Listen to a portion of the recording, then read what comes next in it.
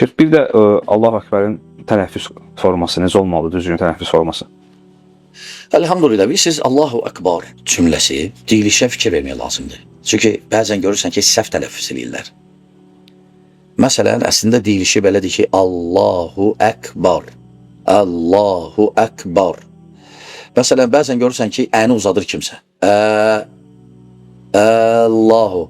Düzgün deyil, uzatmaq olmaz. Ne üçün? Çünki uzadanda məna değişir. Olur sual.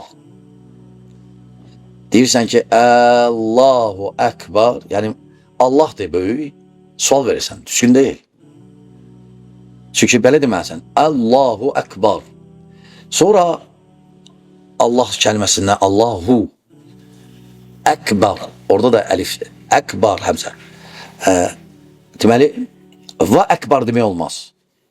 Allahu Ekber. Ekber. Bəziləri görsən və Allah Ekber eləyirlər. Düzgün deyil, səhvdir həmçinin.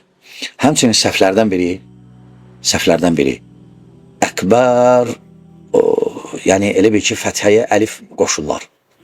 Uzadırlar. Ekber, əkbər olanda olur nağara. Nağara. Məna değişir tamamı. Ona görə fikir verin. Bax, belə iki kəlmədən ibarətdir. Böyük məna daşıyır və təhlükə də daşıyır həmçinin. Düzgün tələffüz eləməsən. Deməli, deyilişi belədir. Allahu Ekber. Allahu Ekber. Bax belə. Bu qədər.